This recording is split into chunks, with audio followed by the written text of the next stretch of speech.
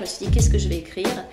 Je ne vais pas écrire le livre de ma vie qui n'intéresse personne. Je vais écrire un livre, le livre dont auraient rêvé les chercheurs d'emploi que j'accompagnais. Quand tu es entrepreneur, tu es quand même seul. Et même si tu travailles avec des partenaires, même si tu travailles pour des clients, même si à l'occasion d'événements, tu vois des gens, tu es seul dans ta manière de t'organiser, dans ta prise de décision. Quand j'ai commencé, parce que LinkedIn, ça a été aussi une aventure un peu incroyable.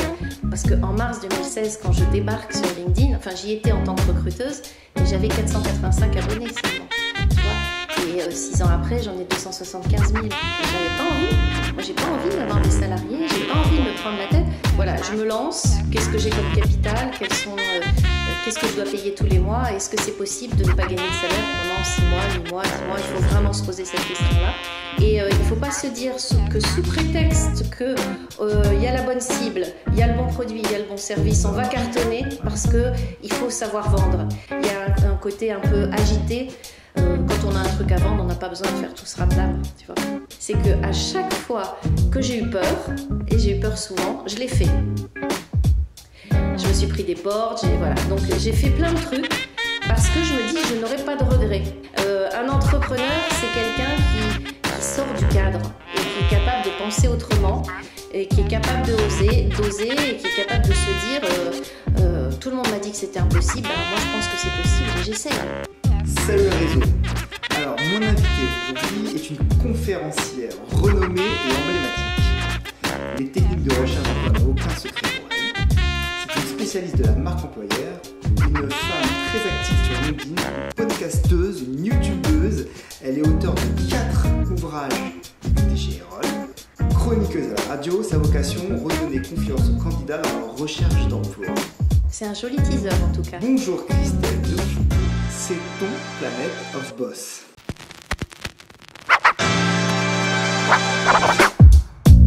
Merci Daniel de me recevoir. Et ben avec plaisir, ça me fait énormément plaisir. Alors on a eu l'occasion de se rencontrer sur des plateaux sur BFM TV. Tout à fait. C'est comme ça qu'on a... Alors même si je te suivais déjà sur LinkedIn et je regardais déjà et j'écoutais déjà tes podcasts, c'est comme ça qu'on a vraiment fait connaissance. Et je te remercie d'avoir accepté mon invitation, ça me fait énormément plaisir. Donc le rappel, je te rappelle juste le principe de Planet of Boss, c'est un échange autour de l'entrepreneuriat, du business de manière générale. Donc c'est un échange vraiment convivial, on se dit tout. Moi je voudrais qu'on commence d'abord par ton activité du moment. Alors d'un point de vue, je vais séparer mon activité en deux. Il va y avoir une activité, je dirais un volet business et un volet bénévolat. Donc aujourd'hui, si je devais me définir, donc j'ai 58 ans, donc je suis plutôt en fin de parcours de vie et j'avais besoin de répartir mon activité et de donner un sens en fait à ma vie et à mon activité. Donc d'un point de vue bénévolat, je vais m'adresser aux chercheurs d'emploi. J'essaye de donner des conseils sur LinkedIn. Je ne vends rien aux chercheurs d'emploi, ce n'est pas ma cible. Ça c'est bénévole. C'est bénévole, je ne suis pas coach emploi, je ne leur vends rien. Éventuellement, ils peuvent acheter mes livres, mais de toute façon, le contenu de mes livres est sur ma chaîne YouTube qui est gratuite. Le podcast Trouveur d'emploi est gratuit pour eux, donc ce n'est pas ma cible. Donc ça, ce sont mes actions bénévoles, c'est mon petit combat à moi. Puisque mon combat, depuis un certain nombre d'années, c'est d'essayer de faire en sorte que les chercheurs d'emploi qui sont dans une période difficile, sont souvent blessés par cette recherche d'emploi, c'est essayer de leur redonner confiance. Et vis-à-vis, je dirais, de la société, c'est de leur donner à la société une autre image des chercheurs d'emploi. Donc ça, c'est le volet bénévole. Bénévole, voilà. Et puis, il y a mon volet activité. Donc, dans mon activité, je suis conférencière, formatrice sur mes sujets. Donc mes sujets sont le recrutement, la recherche d'emploi, ce qu'on appelle les TRE, techniques de recherche d'emploi, okay. Et puis surtout depuis quelques temps, la marque employeur. Donc mes clients sont les entreprises. D'accord. Donc ça, tu vends ça aux entreprises. Je vends ça aux entreprises. Okay, d'accord. Je fais une forme de inbound marketing. Donc moi à la base, je suis issue de la vente. J'ai fait une école de commerce, j'ai beaucoup travaillé dans le marketing, j'étais en B2B. Donc j'ai 2 volets dans ma carrière, toute un pan chez Alcatel où j'ai fait un peu tous les métiers, de la vente au marketing, en passant par la direction de projet. Et puis j'ai une autre partie de ma vie où j'ai été beaucoup plus dans les RH. Je suis un ancien recruteur.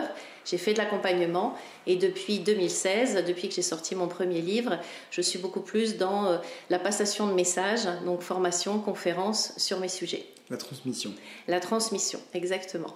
Et je ne te cache pas que mes clients, qui sont les entreprises, me font surtout intervenir sur tout ce qui concerne donc la marque employeur, le personal branding et surtout comment se faire repérer sur LinkedIn. Tu as beaucoup de podcasts qui tournent autour de ça, hein. Et même pour les candidats. Donc en fait, c'est intéressant. C'est-à-dire que tu donnes tes conseils aux candidats que tu vas vendre aux entreprises.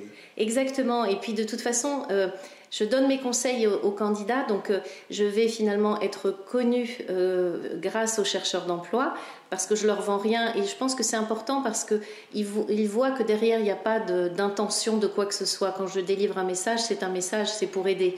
Et ça a finalement créé une forme de notoriété qui m'a fait connaître auprès des entreprises. C'était pas calculé, hein, mais ça s'est fait comme ça. Même LinkedIn, c'était pas calculé. Au départ, j'intervenais surtout dans les entreprises ou les institutions sur tout ce qui était licenciement, évolution professionnelle, etc.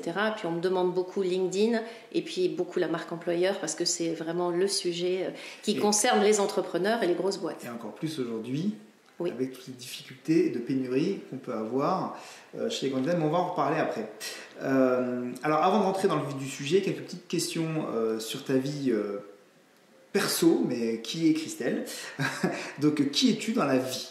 Alors dans la vie, ce qui me caractérise, c'est que je suis passionnée par la mer, donc j'habite au bord de l'eau, et par les sports de glisse en général. Et donc là, mon hobby du moment, c'est la wing foil. Donc je ne sais pas si tu connais, c'est une sorte de planche à voile sans le mât.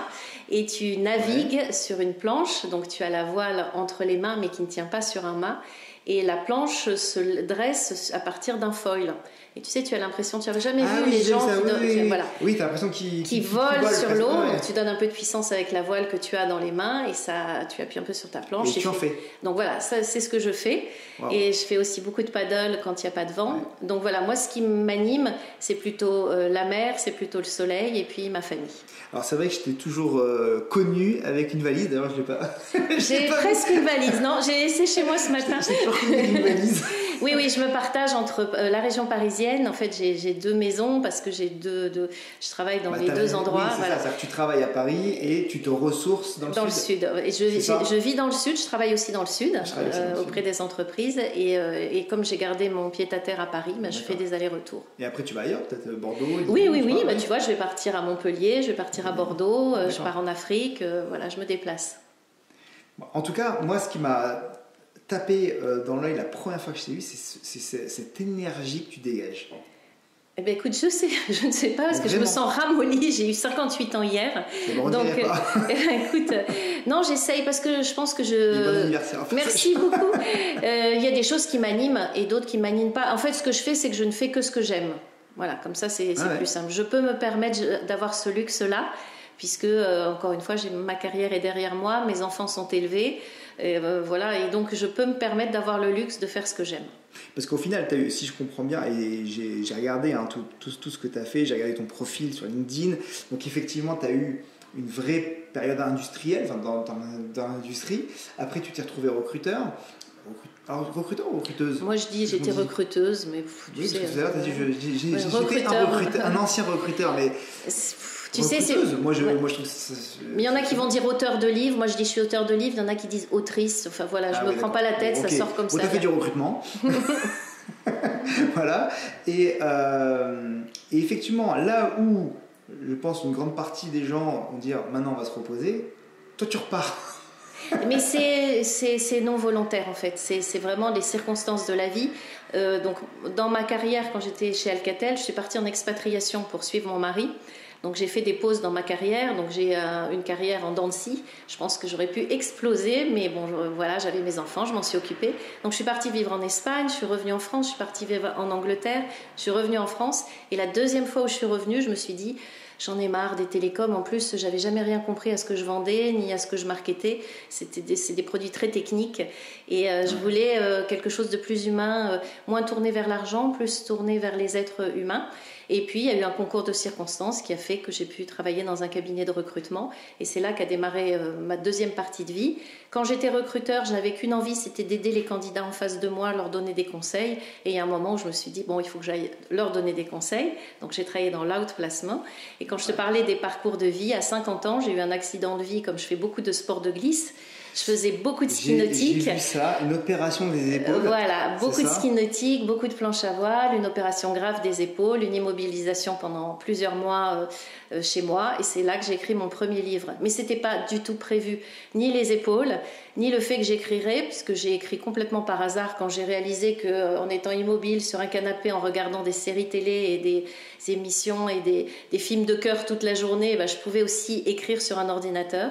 Et c'est là que je me suis dit, qu'est-ce que je vais écrire ? Je ne vais pas écrire le livre de ma vie qui n'intéresse personne, je vais écrire un livre, le livre dont auraient rêvé les chercheurs d'emploi que j'accompagnais. Et j'ai commencé à écrire une page par jour. Mais tu sais, les entrepreneurs connaissent bien ça, c'est la méthode des petits pas. Tu fais un pas, 2 pas, 3 pas, puis après tu te retournes et tu dis, j'ai fait toute cette distance.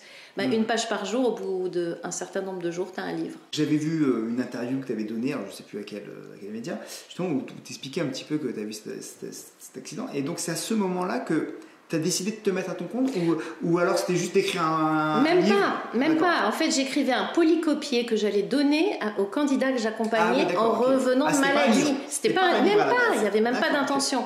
Il y a juste quelqu'un de ma famille qui m'a dit, mais écoute, tu as 300 pages, ça peut faire un livre. Pourquoi tu le fais pas éditer? À ce moment-là, je regarde sur un ordinateur parce que ce qu'il faut expliquer aussi, c'est que quand on a cette opération des épaules, je ne pouvais pas faire aucun geste, donc je ne pouvais pas utiliser la souris. Oui. Donc pendant que j'ai écrit le livre, je ne pouvais pas naviguer sur Internet, donc je l'ai écrit de tête. Et je me suis dit, comme ça, je ne ferai pas de plagiat. Sauf qu'une fois qu'il était écrit, là, je pouvais manipuler la souris, donc j'ai regardé quelle est la chance de pouvoir... Non, quelle chance a-t-on quand on veut se faire éditer par une maison d'édition, et je vois 1 sur 8000 ou 1 sur 10 000. Et je me dis, comme je n'ai pas eu de chance jusqu'à présent, je vais tenter ma chance. Et je n'ai envoyé mon livre qu'à une seule maison d'édition, Erol, qui est l'éditeur connu un peu dans mon domaine. Et Erol a dit oui, et l'aventure est venue comme ça, en fait. Donc, tu as écrit ton premier livre. Voilà, j'ai fait mes premières radios parce que très vite, il a fait le buzz. La promotion. Pour la promotion et pour le buzz, oui, d'accord, parce qu'il il a fait le buzz parce qu'en fait, comme c'était un livre sans langue de bois, que j'avais écrit de tête, sans reprendre certains schémas, je disais la vraie vérité, c'était mon intention. Il a fait le buzz et très vite, j'ai commencé à faire des radios, etc. Et puis il y a eu un moment où on m'a demandé de faire des interventions et je ne pouvais pas facturer. Donc je faisais des interventions bénévoles, donc j'étais bénévole comme ça. Et puis on a commencé à me dire, mais c'est dommage. Et donc je me suis mise à mon compte pour pouvoir facturer. Donc c'est à ce moment-là, ok, d'accord, ok. En fait tu t'es mis à ton compte parce que tu as eu des opportunités. Exactement. D'accord. Et donc tu travaillais à ce moment-là ou... Non, parce qu'en fait j'étais en arrêt maladie quand j'ai écrit mon livre. Toujours, Et il y a eu un moment où il fallait que je revienne dans ma société. J'étais dans l'outplacement et à ce moment-là, enfin je ne devrais pas le dire, mais coup de chance pour moi, licenciement économique. J'ai pu partir en licenciement économique. Coup de chance. C'était pour moi en fait. Pour moi c'était vraiment un coup de chance. Mais je sais que de voir comme ça. Non, mais voilà, mais c'est pour ça que je dis coup de chance parce que parfois, moi, quand je travaillais dans l'outplacement, j'ai accompagné beaucoup de personnes qui étaient licenciées économiques et qui étaient très blessées par ça.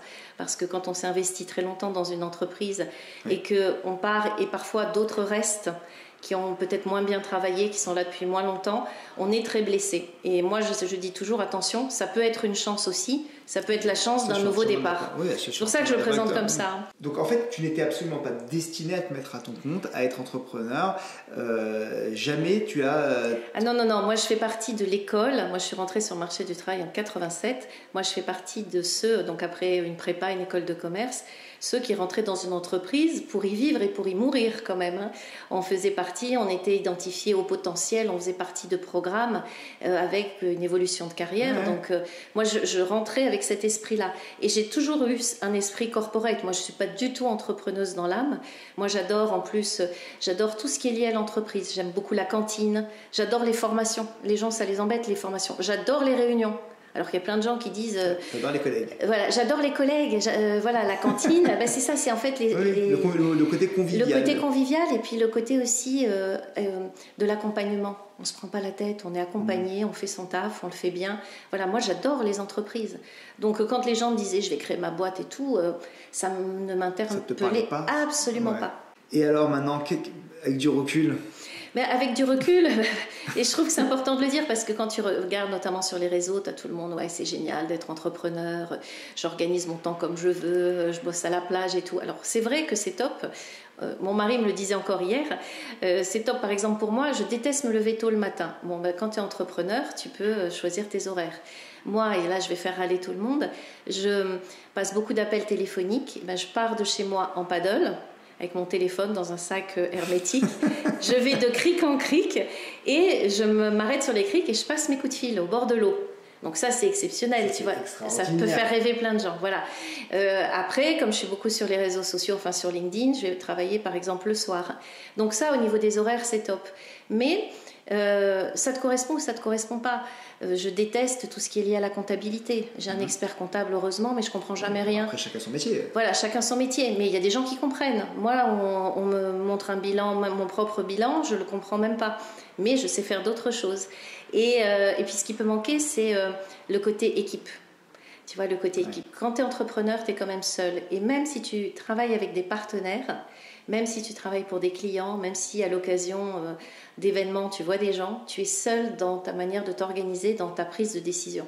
Ça peut correspondre à certains. Moi, personnellement, ça me correspond pas. Et alors, tu n'as jamais voulu, justement, peut-être recruter des gens qui t'accompagneraient dans la formation, dans le... je sais pas... Et bien, c'est la complexité. C'est que si tu commences à recruter, parce que quand j'ai commencé, parce que LinkedIn, ça a été aussi une aventure un peu incroyable. Parce qu'en mars 2016, quand je débarque sur LinkedIn, enfin, j'y étais en tant que recruteuse, mais j'avais 485 abonnés seulement. Tu vois, et 6 ans après, j'en ai 275 000. Mais jamais je n'aurais pu imaginer arriver à ça.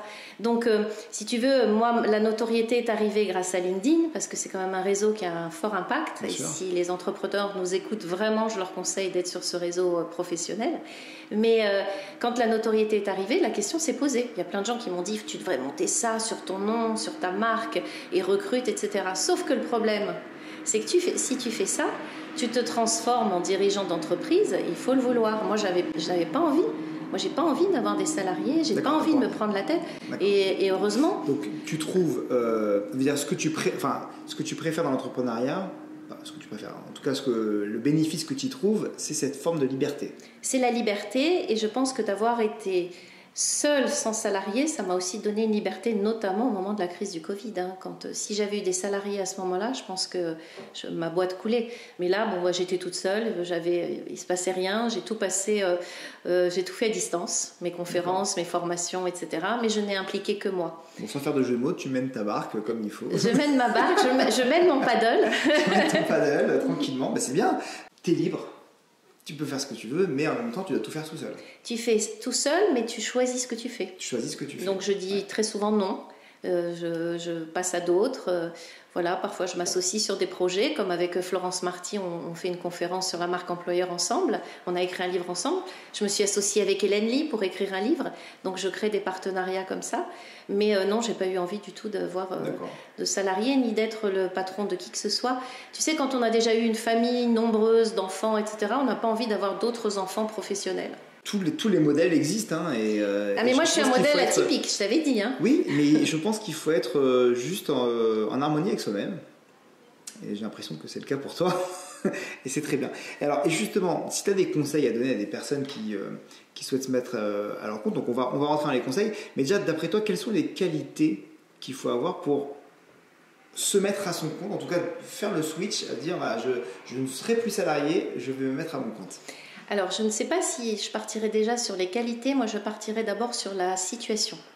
personnel. Okay. C'est-à-dire qu'il faut se poser la bonne question de est-ce que j'ai des enfants, est-ce que j'ai une famille à ma charge, quels sont mes frais, etc. Parce que c'est une vraie question qui se pose, parce qu'au début, on ne gagne pas de quoi vivre soi-même et de faire vivre une famille. Donc ça, c'est une vraie question. Moi, j'avais la liberté d'avoir des enfants grands, un mari qui gagne bien sa vie, donc c'était très confortable. Donc je ne me permettrai surtout pas de dire il suffit d'avoir telle et telle qualité, parce que je pense qu'il faut déjà se dire... Voilà, je me lance, qu'est-ce que j'ai comme capital, qu'est-ce que je dois payer tous les mois, est-ce que c'est possible de ne pas gagner de salaire pendant 6 mois, 8 mois, 10 mois, il faut vraiment se poser cette question-là. Donc voilà, après au niveau des qualités, je pense qu'il faut... quelle serait la première qualité ? Peut-être avoir suffisamment confiance en soi pour ne pas être fragilisé par les écueils et surtout par ce que nous disent les autres et par ce que nous dit l'entourage, par la pression finalement du monde extérieur. Tu vois, partir avec une idée et puis essayer de la mener jusqu'au bout. Et je pense qu'il faut être quelqu'un qui ose. Il faut oser, bon toi tu es un ancien commercial aussi, moi également, il faut oser accepter le non, se prendre des portes dans la figure, passer par la fenêtre, se faire jeter dehors. Mettre son amour-propre de côté. Exactement. De temps en temps. Oui. Exactement. Alors il y a 2 choses, c'est qu'il faut avoir de l'ego pour être conscient de sa valeur et il faut avoir peu d'ego pour accepter que les portes se ferment. Tu vois, c'est un mix entre les deux. L'ego pour la valeur, on y reviendra peut-être, mais ce qui arrive souvent aux jeunes entrepreneurs, c'est que les autres leur disent « Viens faire une conférence, viens faire une formation, je ne te paye pas, mais ça va te donner de la visibilité si tu vas démarrer. » Ou « Tu me proposes mais un petit prix. » En fait, on se brade. On se brade parce qu'on démarre, on ne sait pas ce qu'on vaut, etc. Alors je pense qu'il faut avoir une conscience quand même aiguë de ce qu'on vaut et de ce qu'on peut apporter. Tu parlais, il y a des entrepreneurs qui sont des anciens commerciaux et il y a des entrepreneurs qui ne sont pas des anciens commerciaux. Donc ça allait être les autres qualités, voilà. Donc voilà. Je pense que si on n'a pas une fibre, parce que parfois on a un super produit, un super projet et tout, sauf qu'on n'est pas commercial parce qu'on n'a pas tous les mêmes qualités. Et il ne faut pas se dire que sous prétexte qu'il y a la bonne cible, il y a le bon produit, il y a le bon service, on va cartonner parce qu'il faut savoir vendre. Et savoir vendre, c'est aussi savoir écouter. Et on est beaucoup à ne pas savoir écouter. Et savoir écouter, ça veut dire savoir entendre. Donc, et questionner. Et voilà, et connaître très précisément le besoin de l'autre pour mettre son produit en avant, mais uniquement ce qui intéresse l'autre. Et ça, on n'est pas beaucoup à le faire. Soit on sait le faire de base, soit il faut suivre des formations, soit il faut être accompagné par un commercial. Mais cette notion commerciale est hyper importante. Bien sûr. Alors, je dirais qu'il y a aussi une autre qualité, c'est de savoir s'entourer. C'est-à-dire qu'effectivement, je te rejoins sur ce que tu disais tout à l'heure, parce que moi, je suis un entrepreneur, mon associé est un entrepreneur, et on ne sait pas tout faire. On a des plus, on a des moins, il y a des sujets sur lesquels on est très à l'aise, des sujets sur lesquels on transpire dès qu'on... Moi, la compta, je ne suis pas à l'aise, hein, je suis un peu comme toi là-dessus, mais il faut savoir s'entourer de personnes qui vont pouvoir nous aider et sur lesquelles on va pouvoir se reposer. Je pense que ça, c'est une qualité d'accepter qu'on ne sait pas. Mais je te rejoins et ça vient avec cette notion de ego et manque d'ego. Il faut avoir aussi un ego qui permet d'accepter que les autres sachent mieux le faire que nous. Mais tu sais, ça dépend du projet. Toi, tu es un associé, tu as du personnel parce que tu voulais créer un type de boîte. Mais par exemple, quand tu es entrepreneur et que tu fais du consulting, de la formation, des conférences, tu peux être seul. Tu vois, tout dépend de ton projet en fait. Il faut bien déterminer. Du recrutement, j'aurais pu être seul. T'aurais pu être seul. J'aurais pu être seul, mais c'est juste, effectivement, je suis d'accord. Le modèle que je voulais faire n'était pas le modèle seul. Parce que voilà, je suis content qu'il y ait une ambiance. Je fais comme toi, j'aime bien les collègues. Mais oui, voilà, c'était plus monter quelque chose et le faire grossir. J'aurais très bien pu être à mon compte. Et peut-être que ce sera demain une voie que j'emprunterai.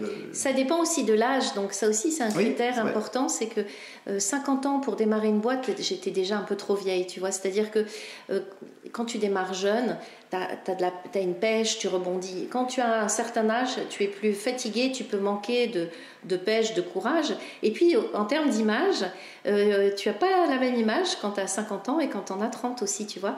50 ans, tu as une image de vieux. Voilà, c'est un vrai sujet et surtout en France. On en a parlé sur BFM et on va en reparler un petit peu après justement parce que je trouve que aussi bien les jeunes que les seniors ont un problème aujourd'hui en France pour trouver du travail, quoi. Tout à fait. Et pour faire du business, certainement. Et pour faire du business, parce oui, que c'est pareil. Un entrepreneur qui arrive à 23 ans n'a peut-être pas forcément la même crédibilité qu'un entrepreneur qui va en avoir 40 ou c'est quel âge, quoi. Mais c'est ça, moi j'ai pas plus tard que tout à l'heure, je reçois un message privé sur LinkedIn d'un jeune qui me dit je me lance entrepreneur sur comment faire son personal branding sur LinkedIn, tu vois, il me dit est-ce que je vais être crédible, et tu vois, il avait tout son questionnement et il est légitime son questionnement. Quand on est jeune, c'est compliqué de se positionner, mais quand on est senior aussi, tu sais, une vieille comme moi de 58 ans qui va faire la promotion des réseaux, quand j'arrive devant des amphis et que je vois 200 paires d'étudiants, des dieux d'étudiants qui me regardent en se disant c'est pas cette vieille qui va nous faire une formation sur les réseaux sociaux, je comprends aussi, tu vois. Donc c'est vraiment dans les deux sens. Et pourtant, je pense que tu es bien plus calé que... LinkedIn, je connais un peu. Beaucoup de jeunes. Et c'est ça qui est extraordinaire. Ok, alors, et maintenant, si tu as des conseils à donner, voilà, je suis jeune entrepreneur... ou moins jeune? Alors, ça dépend tellement des business aussi, tu vois. Mais par exemple, on parlait du bon produit et du bon service. Parfois, on a un bon produit, mais qui n'intéresse personne. Il faut qu'il y ait une cible. Voilà. Donc, je pense qu'il faut, avant de démarrer, avoir hyper identifié la cible. Il faut faire des études de marché, il faut faire du marketing vraiment, ou les faire des études de cadrage, c'est-à-dire que est-ce qu'il y a un besoin? Parce que si j'ai le meilleur produit du monde mais qu'il n'y a pas de besoin en face, je vais me planter. Et puis surtout, quels sont les acteurs? Parce que s'il y a des acteurs mieux armés que moi, comment je vais me différencier? En fait, ce qui est intéressant, c'est de trouver sa différence. Moi, ce qui m'a aidé, c'est ma différence en fait. C'est pour ça que j'ai réussi à me positionner. Et tu as joué dessus? J'ai joué sur ma différence. Voilà. Ça, c'est du marketing. C'est du marketing. Donc on en revient quand même à cette notion de marketing. Ouais. C'est avant de vendre quoi que ce soit, il faut connaître la cible, les besoins et voir comment on peut l'approcher. Moi, je pense qu'aujourd'hui, on ne peut pas faire l'impasse des réseaux sociaux. Vraiment, quel que soit, après qu'on soit en B2B, B2C, ça va dépendre. Est-ce qu'on choisit TikTok, Instagram en B2C et en B2B LinkedIn, pourquoi pas.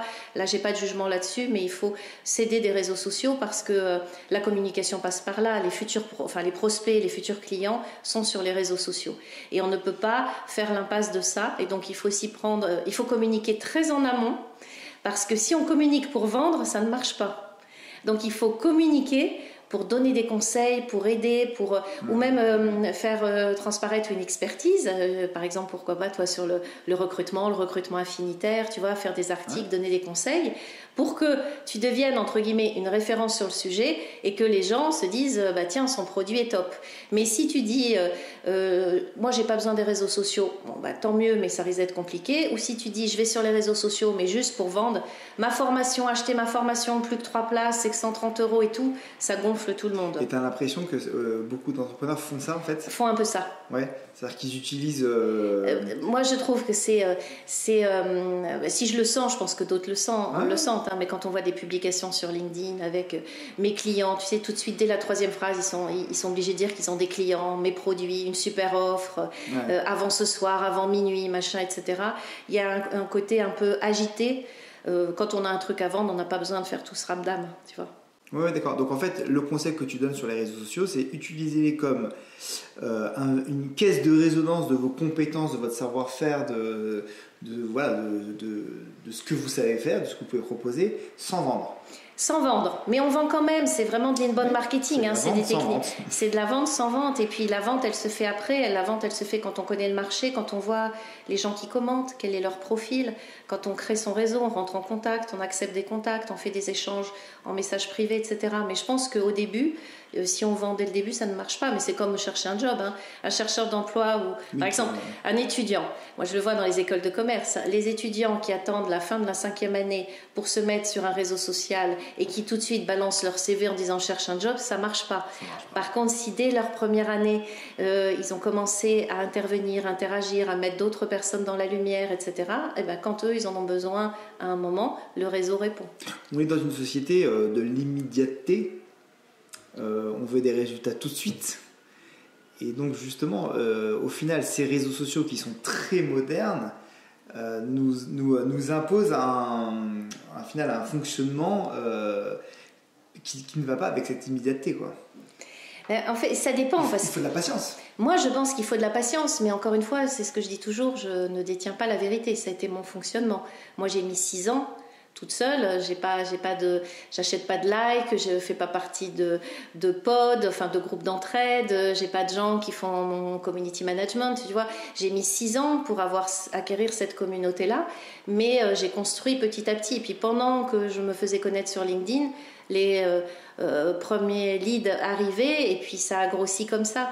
Alors je dis pas à tout le monde qu'il faut attendre ce temps-là, bien entendu, mais le vouloir à tout prix être ultra visible tout de suite, quel que soit le moyen, en se disant je vais vendre hyper vite derrière, je pense pas que ça fonctionne, mais je peux me tromper. Non, mais il y a beaucoup de... De toute façon, même je dirais que la stratégie inbound marketing, elle est basée là-dessus, c'est-à-dire que tu ne vends rien, tu donnes. Tu donnes, mais on te renvoie à un voilà, moment. Tu donnes pour attirer au final. Voilà, après, c'est ma façon de voir. Mais en fonction des business, peut-être que c'est pas possible, qu'il y a d'autres business models, tu vois. Donc, encore une fois, je mets beaucoup de nuances parce que ça correspond à mon marché, à voilà, ma cible et à ce que je vends. Au final, c'est de la communication. Voilà, c'est une forme de oui, c'est de la communication et j'alerte encore une fois parce que quand on voit les dérives, je sais pas si tu as remarqué un peu ce qui se passe sur les réseaux sociaux, mais on voit des CEO d'entreprises qui se disent faut de la visibilité à tout prix, alors ils mettent leurs photos en grand ou avec leur famille ou dans certaines situations et puis c'est plutôt trash, ils parlent de choses personnelles, etc. Donc ce sont des posts qui attirent les humains, donc qui génèrent des likes, qui attirent l'algorithme, mais est-ce que derrière il y a des clients ? Il faut se poser la question. Parce que moi, j'en vois parfois, je me dis, bon, c'est super. Alors souvent, ce sont des copywriters ou des ghostwriters derrière qui font des textes, tu sais, des textes qui fonctionnent. Ou de l'IA même. Voilà, ou de l'intelligence artificielle. Ouais, mais, mais exactement. Mais après, il faut se mettre côté. Moi, je raisonne toujours prospect. Est-ce que moi, futur client en tant que prospect, sous prétexte que cette CEO parle de toute sa vie, sa famille, ses grossesses, ses machins, est-ce que j'ai envie de lui acheter ses produits ? Je suis pas certaine. Il y avait une étude qui prouvait que chaque like sur un réseau social avait un effet de dopamine dans le cerveau, et en fait je pense que des gens sont dopés à ça. Et en fait c'est hyper intéressant ce que tu dis, c'est-à-dire que la question c'est derrière qu'est-ce qui se passe, est-ce que tous ces likes et toutes ces vues etc. ramènent du business ou pas, et puis après c'est pas forcément ramener du business, ça peut être aussi juste de la notoriété. Alors ça amène de la notoriété, de la visibilité, mais il faut voir qui sont les publics touchés. Voilà, parce qu'il y a les gens qui vont liker parce que ça leur fait, ils voient fausse couche, enfant, maternité, etc. Ils se disent bon, ça les interpelle, tu vois, ou j'ai perdu mon père, ma mère, mon enfant, une photo d'une personne, ça va les interpeller. Mais donc ils vont liker, mais sans nécessairement commenter. Ça donne de la visibilité, c'est certain. Mais encore une fois, il faut se dire quel est mon objectif ? Quel est mon objectif ? Alors si l'objectif c'est d'avoir beaucoup de likes, d'être visible, d'avoir une grosse communauté, il va peut-être être réussi, se faire plaisir. Peut-être que après les gens, en tout cas les clients potentiels vont peut-être venir, j'en sais rien. Mais moi, j'ai quand même un doute. C'est-à-dire que autant, tu vois, je travaille beaucoup dans les entreprises sur le marketing de soi, personal branding, la marque employeur et tout, et je conseille aux dirigeants des entreprises de prendre la parole, parce que quand c'est une page entreprise, enfin quand c'est l'entreprise, ça fait rêver personne. Quand c'est une personne, quelqu'un d'humain, ça fait rêver. Mais je pense qu'il faut prendre la parole, mais sans parler de soi ou de sa vie privée ou de ses malheurs, tu vois, dans le but de générer de l'audience. Je pense qu'on se trompe. Et moi, je suis une fervente partisane de l'abolition des likes. J'avais fait un article d'ailleurs il y a 5 ans, mort au like sur LinkedIn. Tu avais dû le voir passer parce qu'il avait un peu fait le buzz. Moi, je pense qu'il faudrait qu'il n'y ait pas de like. Parce que comme ça éviterait cette course effrénée qui ne sert à rien, où on voit des gens faire des choses complètement débiles. Où on juge le nombre de likes. Et où on va juger, on va se dire, lui, il est bien, 200 likes, mais bon, quel est le contenu, etc. Je pense que ce qui est intéressant, ce sont les commentaires. Et dans les commentaires, parce que LinkedIn, par exemple, est un réseau social professionnel d'inter-échange. Et puis, si on veut prospecter et connaître sa cible, dans les commentaires, on voit qui répond, qui a envie, quel est son titre. Je clique, je vais voir, etc. Et ça permet de faire une très belle étude de marché. Les commentaires ont de la valeur, mais on ne devrait pas pouvoir afficher les likes. Mais tu sais que moi, j'ai connu le LinkedIn, peut-être que toi aussi, où il y avait les vues d'afficher. Et c'était encore pire. En 2006, il y avait les vues. 2007, ils ont arrêté. parce que tout le monde était là. Là, il n'y a que l'auteur qui peut voir. Il n'y a que l'auteur. Ouais. Et encore, tu as tous les auteurs qui sont là. J'ai fait 1 million de vues. Grâce à moi, un tel a fait 10 millions de vues. Et il la ramène encore avec les vues, alors que ce ne sont pas des vraies vues, tu vois. Mais donc ça a été aboli. Et je pense qu'il faudrait que les likes soient abolis. Mais voilà, si on revenait à un conseil, c'est faire parler de soi, mais ne pas être pris au jeu, en fait. Ne pas être pris à son propre piège. Ne pas oublier son objectif. Exactement. Quel est l'objectif ? Bien définir à la base. Oui. Voilà, et quelle est ma cible ? Quelle est ma cible ? Quel est mon objectif ? Et ne jamais perdre de vue ni sa cible ni son objectif. Ou en tout cas le faire évoluer avec le projet. Quoi. Exactement. Et toujours se mettre à la place du client. Est-ce que le client, le futur client en lisant ça, il aurait envie de faire appel à moi ? Moi, quand je vois certaines publications à succès, je me dis que non. Est-ce que tu regrettes aujourd'hui de t'être mis à ton compte ? Je ne regrette pas, mais c'est vrai que de temps en temps, tu sais, quand je vois des photos avec des gens qui sont en séminaire, etc. Moi, j'adore les réunions, les séminaires et la cantine. La cantine, je kiffe les cantines. Donc, quand j'ai des clients qui me disent on va manger à la cantine, aucun souci, j'adore porter mon plateau repas et tout, parce que voilà, c'est ce qui va manquer. Et puis après, quand je suis sur mon paddle, que j'appelle mes clients au bord de la mer, je me dis que ma vie est sympa quand même. Est-ce que tu as vécu un échec qui t'a remis en question ou qui a façonné ta carrière Est-ce qu'il y a eu un échec flagrant ? Je parle évidemment que en tant qu'entrepreneur. En tant que business, non. J'ai pas eu d'échec parce que finalement, les livres, ça a marché. J'ai créé la chaîne YouTube aussi. Il n'y a pas eu d'échec, mais par contre, il y a eu des aventures qui se sont arrêtées, tu vois, voilà.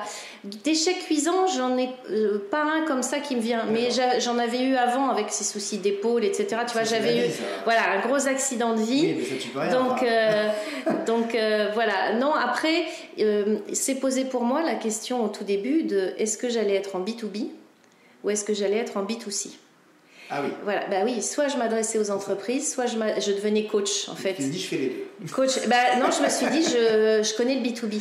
En fait, je l'ai marketé, j'ai fait le marketing stratégique opérationnel, c'est une cible que je connais, donc j'ai été B2B et c'est là que j'ai pris l'option d'être bénévole vis-à-vis des gens. Peut-être que j'ai fait une erreur, peut-être que j'aurais pu gagner beaucoup plus d'argent en étant coach, tu vois, coach emploi et en prenant tout ce qu'il y avait à prendre. Moi, j'ai beaucoup aussi donné. J'ai beaucoup donné. Voilà, dans les échecs, je dirais que j'ai fait beaucoup de choses, mais on m'en a pris beaucoup. D'accord. Voilà. T'as pas reçu à la hauteur de ce que tu as donné ? J'ai reçu aussi beaucoup, tu vois. Voilà, j'ai reçu beaucoup, mais c'est le souci quand tu écris des livres ou quand tu mets à disposition des contenus qui sont libres. Il y a carrément des gens qui te prennent tes contenus et qui, eux, les vendent. Donc toi, tu fais des contenus bénévoles sur ta chaîne YouTube, dans un podcast, etc.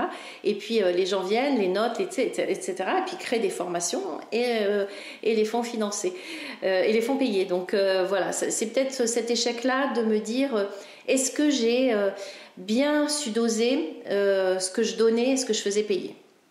D'accord. Je serais peut-être un peu plus riche si j'avais fait un peu plus payer.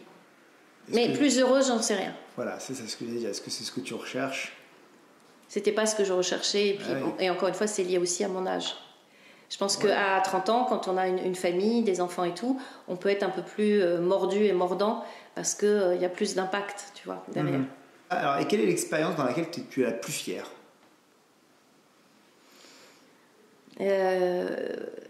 Écoute, je crois vraiment, si je devais faire, parce qu'il y a eu les livres, mais bon, les gens en écrivent, mais bon, c'est compliqué d'écrire un livre. Hein. D'ailleurs, tu m'avais incité à le faire. Et t'as vu, hein, c'est... En fait, j'ai commencé à réfléchir à des idées, mais c'est très difficile. C'est très difficile, et puis surtout, ce qui est difficile, c'est de simplifier la pensée complexe. C'est-à-dire que quand les gens te disent c'est hyper simple ce que vous dites ou ce que vous écrivez, t'as tout gagné. Ça veut dire qu'il faut trouver en fait les mots simples pour que tout le monde te lise. Donc les livres, j'en ai été fière. Ma chaîne YouTube, j'en ai été fière aussi. Le podcast, j'en ai été fière. D'ailleurs, elle s'est arrêtée, la chaîne YouTube ? Non, la chaîne YouTube continue, mais le podcast avec le magazine Management, pour le moment, s'arrête. D'accord. Parce qu'on attend d'avoir des annonceurs. Parce que ça a été un joli projet pendant 1 an et demi qui a été porté par Management. Mais tu sais, quand on finance un podcast, il y a un moment où il faut qu'on puisse être aidé. Donc voilà. Donc pour le moment, il est en stand-by, on va voir. Mais c'est un podcast qui a bien marché, que tu seras peut-être intéressé de financer d'ailleurs. On ne sait jamais. Tu vois, je fais du business même quand je suis en interview. Non, là, je pense que ce qui me rend le plus fière, ça va paraître drôle, mais c'est ma communauté LinkedIn. Bah oui, ça tu peux être fier. Parce que je me dis, je suis nulle en informatique, je déteste les réseaux. Je suis arrivée sur LinkedIn à 50 ans et toute seule, j'ai réussi à avoir plus de 275 000 abonnés. Et je pense que il y a plein de gens qui essayent de faire 10 000 trucs et tout et qui n'y arrivent pas, tu vois. Je me dis, ça a un côté un peu exceptionnel parce que sur 23 millions de personnes, on est très très peu en France. Et alors, tu as un statut particulier sur LinkedIn? Pas du tout, non. Non, mais il n'y a pas, je sais pas, un statut influenceur? Non, pas du tout. Non, mais j'aimerais bien être payée d'ailleurs par LinkedIn, mais c'est pas le cas. Je rassure tout le monde. Non, mais parce que les gens se demandent, ils se disent, mais quand on a une grosse communauté, est-ce qu'on est payé par LinkedIn? Non, pas du tout.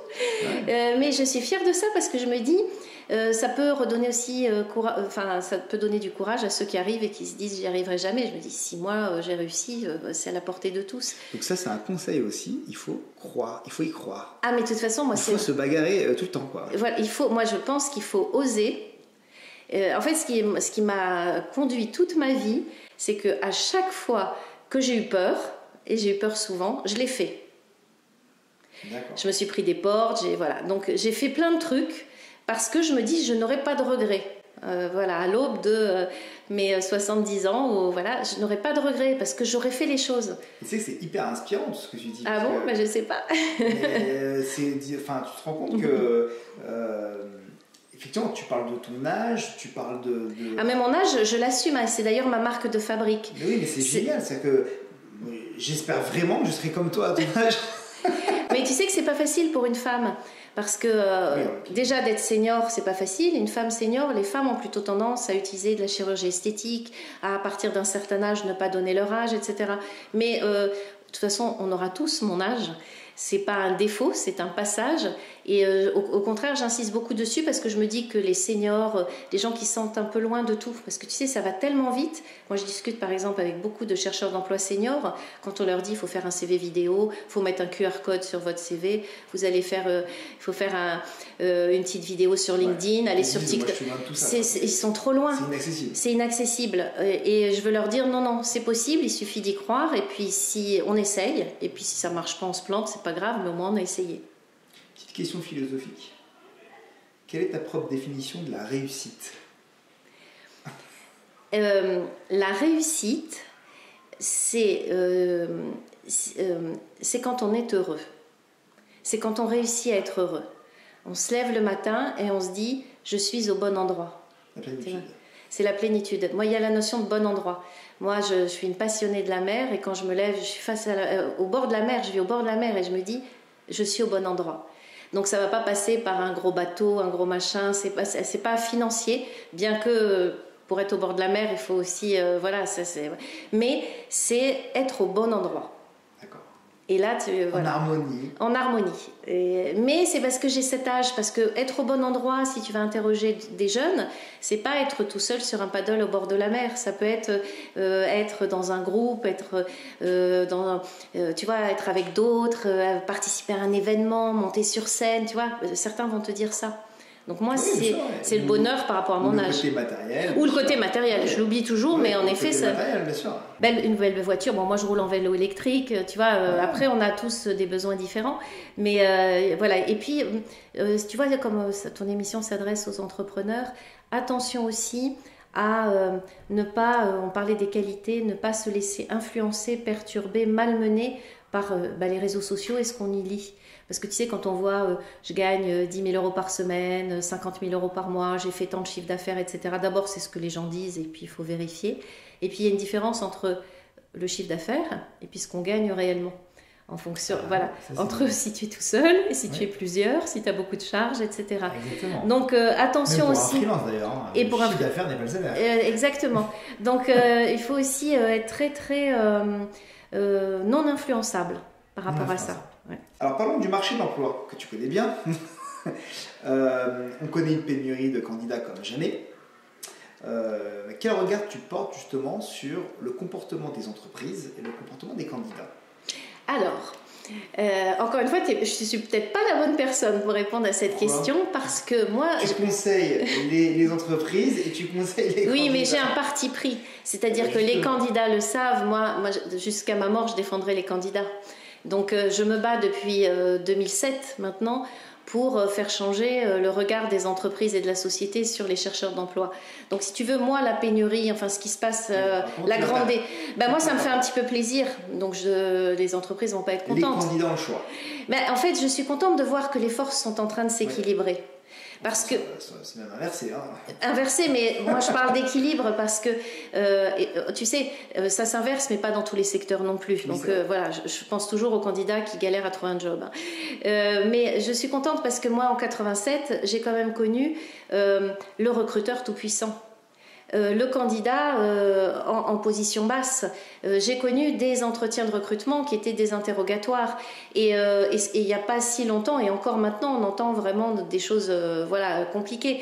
Je me suis battue contre la discrimination en entretien, puis d'année en année je voyais les critères augmenter. Maintenant on en a 26 ou 27, je ne sais pas, mais donc je me suis tellement battue pour tout ça que je suis un petit peu contente que ça se rééquilibre parce que ça va pousser, comme à chaque fois qu'il y a un chaos, ça va pousser les entreprises à revoir leur fonctionnement, revoir leur manière de recruter, d'intégrer, de fidéliser, oui, c'est sûr que... et même de se séparer.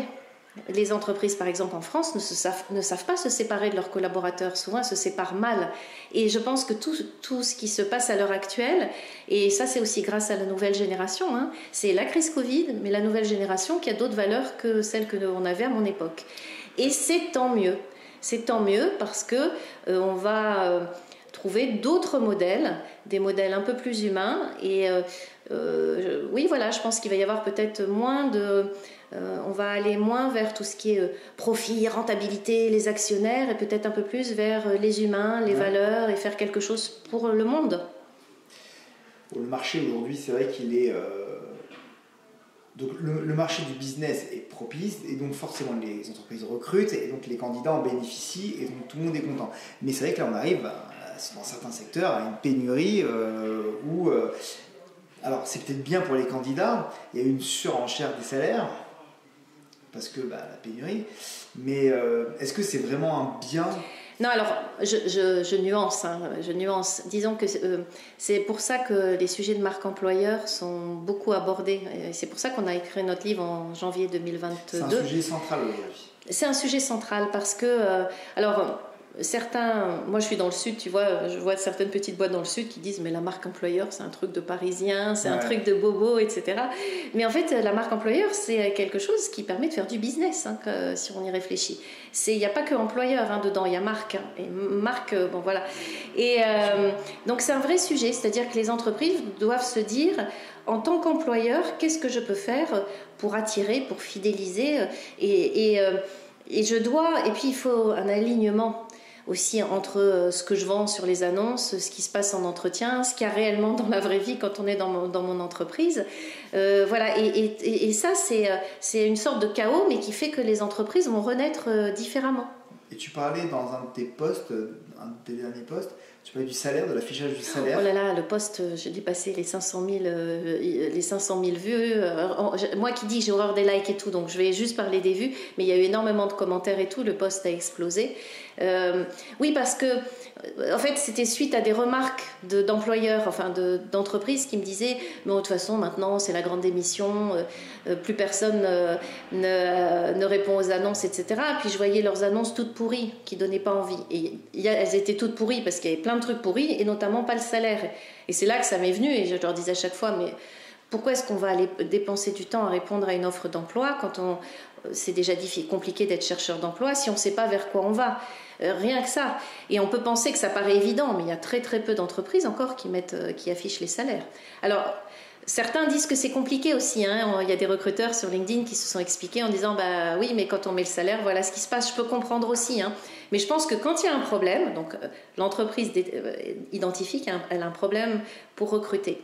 Elle peut accuser le marché, la terre entière, les candidats, tout ce qu'elle veut. Néanmoins, elle a un problème pour recruter. Donc, si elle ne bouge pas, elle gardera le problème. Elle ne va pas changer le marché. Voilà. Donc, si elle a un problème pour recruter, peut-être que c'est parce qu'elle n'affiche pas le salaire, mais peut-être pas. Peut-être que son annonce ne fait pas rêver. Peut-être que son process de recrutement est horrible ou trop long.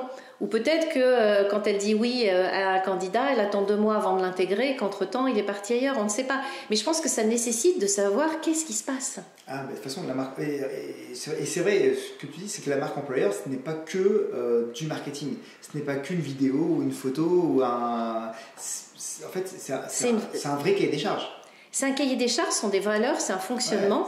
Mais avant, on parlait, tu vois, de la marque employeur vraiment dans le côté emploi, employeur, collaborateur et tout.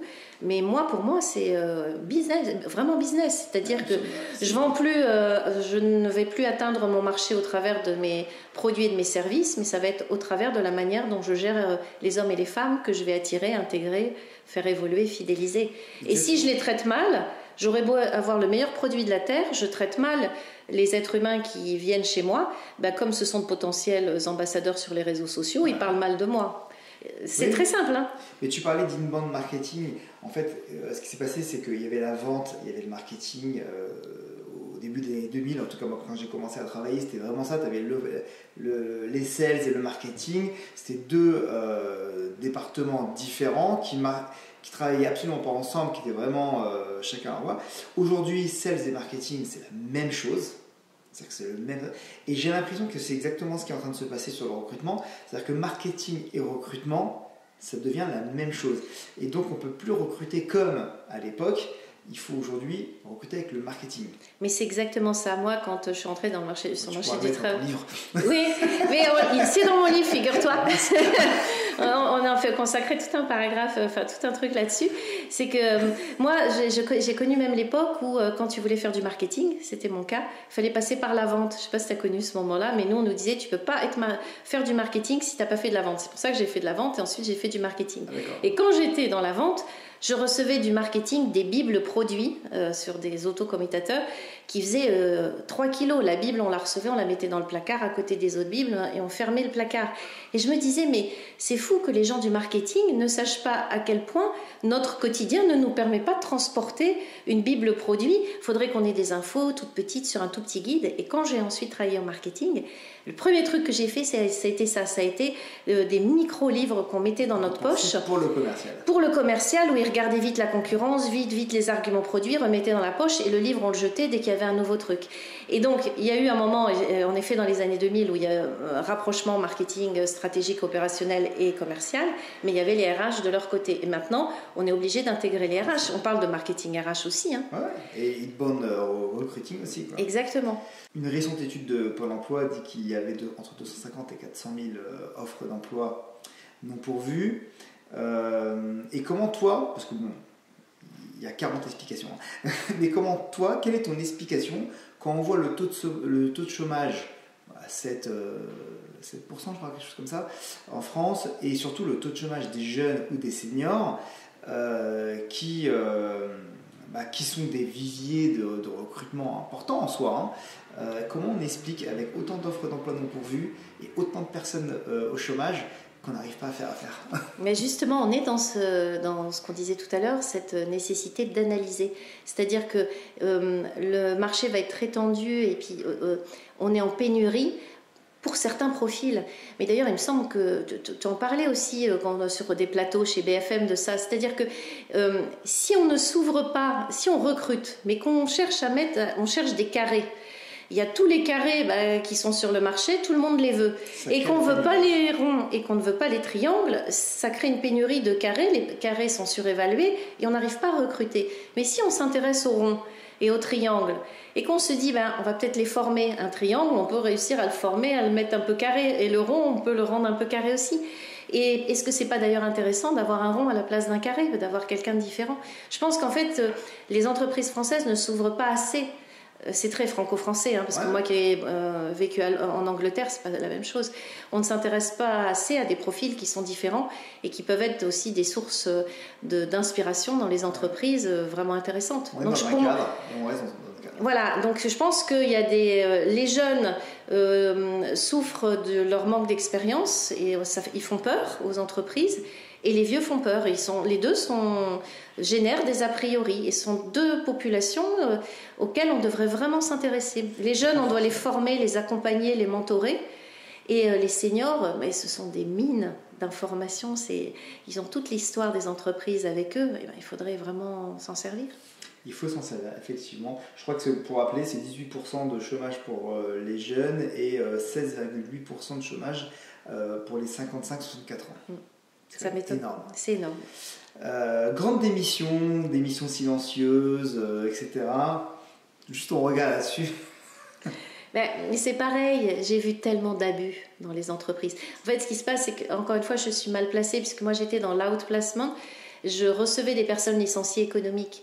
Et il y avait des gens qui étaient licenciés, ou licenciés tout court, mais qui étaient licenciés, qui s'étaient impliqués pendant 20 ans dans des entreprises, qui avaient mis leur famille de côté, leur vie personnelle de côté, et qui étaient virés, excusez l'expression, mais comme des pauvres merdes du jour au lendemain, et puis qui voyaient des collègues qui étaient là, qui pas spécifiquement bons, ou des managers toxiques qui restaient dans l'entreprise. Il y a eu vraiment des choses terribles, donc je comprends, et ça ne va pas faire plaisir, mais je comprends que lorsque on n'est pas valorisé par son management, qu'on n'est pas valorisé par un salaire, qu'on nous demande beaucoup de choses au prix de notre santé et qu'il ne se passe rien derrière, je comprends qu'on décide d'en faire le minimum et de se cacher un petit peu, d'être un peu tranquille et de se dire je vais faire mes horaires, je vais faire ce que je peux, parce que de toute façon, dans certaines entreprises, ça ne change rien.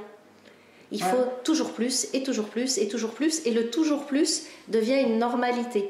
Et je pense que c'est les jeunes générations qui arrivent et qui ont vu leurs parents s'épuiser, leurs parents faire des burn-out. Moi, je ne compte pas le nombre de suicides quand même que j'ai connus durant les périodes d'accompagnement, de gens qui se sont suicidés parce qu'on leur a fait vivre des choses terribles en entreprise. La jeune génération a connu ça, voit ce qui arrive pour le monde et se dit on ne veut plus de ça. Et moi, ça me semble normal. Voilà. Donc, encore une fois, c'est aux entreprises de revoir leur schéma, revoir aussi les managers.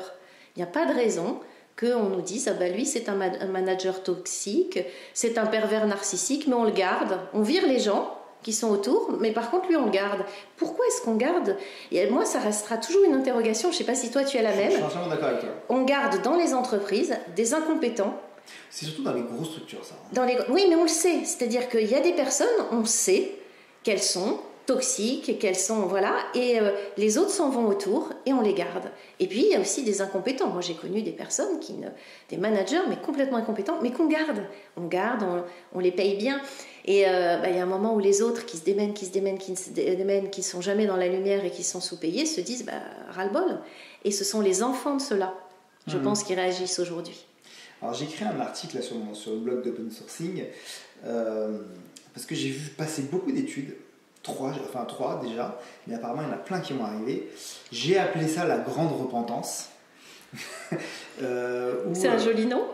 Où plus de 40% des personnes qui ont démissionné après le Covid, etc., en fait regrettent d'être partis parce qu'au final ils n'ont pas trouvé mieux ailleurs. Ils sont partis pour soi-disant mieux, ils ont trouvé les mêmes problèmes ailleurs, les mêmes défauts ailleurs, ou alors en fait une super vente, ils ont été déçus, donc c'était pas aligné, les promesses n'étaient pas alignées avec la réalité, et au final ils regrettent d'être partis d'un poste ou d'avoir quitté des collègues, une cantine. Un comité d'entreprise. Et voilà. Et donc c'est aussi peut-être un phénomène intéressant, c'est peut-être et enfin, je pense que quoi qu'il arrive, ça va faire bouger les entreprises, ces phénomènes, mais c'est peut-être aussi intéressant que les candidats essayent de faire bouger aussi les entreprises, c'est-à-dire que et de ne pas partir, partir, on peut le regretter vraiment, quoi. Moi, c'est un conseil que je donne. Non, on parlait de tout ce qui était là, je répondais plus, tu sais, aux gens qui en font le moins possible dans les entreprises. Donc j'étais plutôt sur le quiet. Mais si par rapport à la grande démission, moi, je donne toujours un conseil, notamment aux candidats. Je conseille de ne jamais partir d'une entreprise. C'est terrible ce que je vais te dire, mais si on n'a pas autre chose. Parce que déjà, c'est vraiment se fragiliser, parce qu'on est quand même protégé quand on est dans une entreprise. Je trouve qu'il vaut mieux rester dans l'entreprise et être un peu tranquille et faire son travail, mais ne pas se tuer à la tâche, Mais attendre d'avoir soit un job, soit d'avoir une vraie opportunité de création, soit une vraie opportunité avant de partir. Ce qui s'est passé avec la grande démission, c'est qu'il y a plein de gens qui sont partis sans rien, en se disant je quitte tout. Et en effet, ils n'ont pas. C'est un danger. Hein. Ça, c'est un danger. Et puis, il faut toujours se poser les bonnes questions. Tu sais, c'est comme dans les histoires d'amour. Quand on divorce, on quitte quelqu'un, parfois on se dit, finalement, je l'ai quitté et puis j'ai pas trouvé mieux, et même pire, tu vois. Ouais. Donc, c'est toujours. C'est ce qu'on perd, on sait pas ce qu'on gagne. Voilà. Et puis, toujours s'interroger. Je veux partir parce que moi, il y a des gens qui me disent, je ne supporte plus ce secteur, je ne supporte plus ce métier. Mais quand on est dans l'accompagnement, on analyse ça très profondément. C'est-à-dire que par exemple, tu sais, des questionnaires, un bilan de compétences et tout, on essaye de déterminer où est le problème. Parce que parfois, la personne te dit je ne supporte plus ma boîte, je ne supporte plus mon job et tout, alors que le problème vient juste du manager. Et donc on retravaille en disant peut-être que le manager va partir, voilà ce que vous pouvez faire. C'est-à-dire vraiment identifier ce qui ne va pas, ce qu'on n'aime plus avant de prendre une décision. Ça vraiment, surtout quand on est chargé de famille, surtout quand on est senior comme moi, quand on est un peu libre, on peut se permettre. Voilà. Mais sinon, il faut toujours peser les risques. Quels sont tes hobbies dans la vie, à part le wingfoil? Voilà. Non, mais moi c'est ça. Hein. Ce que j'aime, c'est tout ce qui est lié à la mer. Voilà. Tout ce qui est la Donc mer. Tous les sports de glisse et tout ce qui est lié à la mer. D'accord. Ok. Très bien. Comment tu vois le futur? Alors, le mien ou le futur en général? Le tien, j'imagine que tu n'as pas de boule de cristal. Comment je vois le futur? Moi, je pense que c'est pour ça aussi que je suis sur les sujets de marque employeur. Je pense qu'il y a de belles choses qui vont se passer parce qu'on n'est plus en train de filer la tête dans le guidon, etc. Je pense qu'il y a une agilité maintenant qui se crée dans les entreprises. Je pense que les entrepreneurs aussi sont en train d'apporter de nouveaux schémas, c'est-à-dire que les entreprises vont peut-être moins recruter, mais plus se créer des partenariats avec des petits entrepreneurs, tu vois, des groupements qui vont s'associer. Je vois tout ça et je pense que c'est bien que les entreprises considèrent d'une autre manière justement les candidats, les voient beaucoup plus comme des clients. Et que les ex-collaborateurs soient aussi, qu'on garde aussi des bons contacts avec les ex-collaborateurs. Tu vois, j'ai l'impression que, alors tout le monde n'est pas au même niveau, mais que les boîtes, qu'elles aient envie d'aller vers l'humain et de changer le monde, ou qu'elles aient envie de faire du business, l'un comme l'autre, elles se disent, je suis obligée de passer par là. Et ça va permettre de changer le monde et je trouve que c'est bien. En France, on a souvent on dit souvent que l'entrepreneuriat, c'est un petit peu l'école des mauvais élèves. Qu'est-ce que tu en penses de ça? Moi, je ne pense pas. Moi, je pense que pour être entrepreneur, il faut être brillant. Parce qu'il faut avoir beaucoup de compétences, il faut être brillant, il faut savoir pitcher, et il faut savoir fédérer, il faut être un peu couteau suisse. Donc, je ne suis pas certaine que ce soit les mauvais élèves. Ce que je pense, ce qu'il y a là derrière, dans le côté mauvais élèves, c'est le côté... parce que tu sais, les mauvais élèves, ce sont aussi les gens qui ne veulent pas rentrer dans le cadre et dans les cases. Voilà, c'est pas un mauvais élève, c'est pas nécessairement quelqu'un qui n'est pas intelligent, c'est pas quelqu'un qui est flemmard, mais alors ça peut l'être, mais c'est aussi quelqu'un qui veut pas aller dans le moule, donc c'est vrai que je pense que c'est, à mon avis, c'est plutôt pour ça que c'est, voilà. Un entrepreneur, c'est quelqu'un qui sort du cadre et qui est capable de penser autrement, et qui est capable d'oser et qui est capable de se dire tout le monde m'a dit que c'était impossible, moi je pense que c'est possible et j'essaye. Bon, en tout cas, Christelle, merci beaucoup. Merci à toi. Ça m'a fait plaisir. C'était vraiment très inspirant cet échange. Et j'espère que ça va plaire à tout le monde et que certains entrepreneurs ou certains salariés qui se posent des questions vont écouter tes conseils et passeront le pas. Merci à toi de m'avoir accueilli. Je t'avais bien prévenu, je t'ai dit mais je ne peux pas venir à ton émission parce que je ne suis pas une fan moi-même de l'entrepreneuriat. Et tu m'as dit justement, c'est intéressant de voir des avis différents. Tu vois que tu as beaucoup de choses à dire. Et oui, j'ai plein de choses à dire. J'espère que je n'aurai pas dégoûté tout le monde. Non, je ne pense pas. Merci beaucoup Christelle. Merci Dan.